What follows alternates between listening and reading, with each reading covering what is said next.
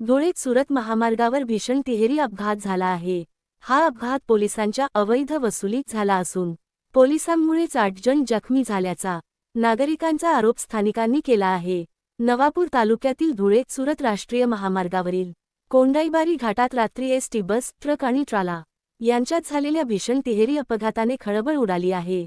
या अपघातात 8 प्रवासी जखमी झाले असून या घटनेला महामार्ग पोलीस मदत केंद्राचा हलगर्जीपणा आणि अवैध वसुली जबाबदार असल्याचा थेट आणि गंभीर आरोप स्थानिक नागरिकांनी केला आहे।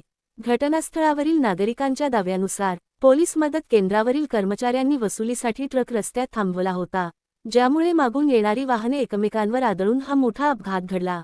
जर पैशांसाठी ट्रक थांबवला नसता तर हा अपघात झालाच नसता, अशा शब्दांत स्थानिकांनी आपला संताप व्यक्त केला। विशेष म्हणजे अपघात होताच जखमींना मदत करण्याऐवजी येथील पोलीस कर्मचारी आपली सरकारी वाहने आणि कार्यालय वाऱ्यावर सोडून पसार झाल्याचा आरोपही ग्रामस्थांनी केला आहे। या अपघातात एसटी चालक, वाहकासह 6 प्रवासी जखमी झाले असून त्यांच्यावर विसरवाडी आणि नंदुरबार येथे उपचार सुरू आहेत।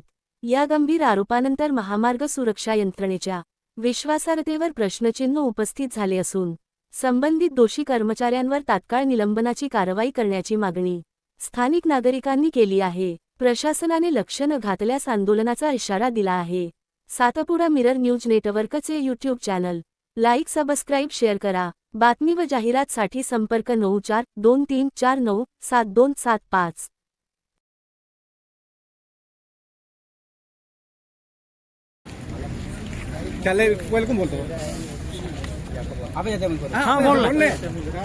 ही बैरिकेड लावता पोलीस वाला याला बैरिकेडमुळे ही अपघात उद्भूत हा त्या मालिया अगला बैरिकेड लावून ही पोलीस वाला नाही दोजे पोलीस वाला रोय पण त्या ही बैरिकेड नाही दोजे हे की आम्ही विनंती आहे।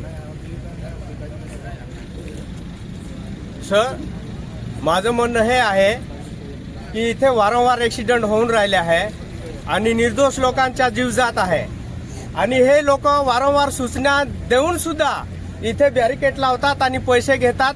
शाबिती आम्ही आहे, आम्ही रोजचं कामाला जातो वरती आणि रोजचे पैसे घेतात, आम्ही बघतो। कंप्लेंट करून सुद्धा हे रोज पैसे घेतात आणि आता एवढा मोठा ॲक्सिडेंट झाला तरी सरकारी माणसं येऊन इथे दादागिरी करून राहिले आणि इथे लोक मरून राहिले।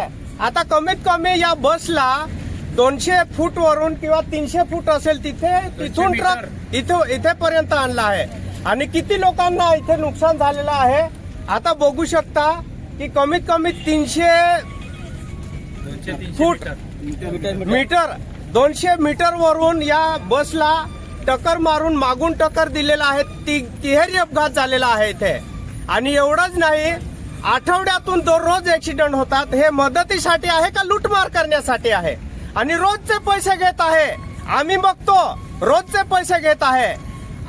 एखाद्या गाडीवाल्याकडे नसेल पैसे तर सोडून द्या। आता हा एंगल भरलेली गाडी आहे आणि चॅनल इतके मोठे आहे की निम्मे बसमध्ये चॅनल घुसलेला आहे आणि या गाडीला थांबवून हे पैसे घेण्यासाठी थांबवली आहे।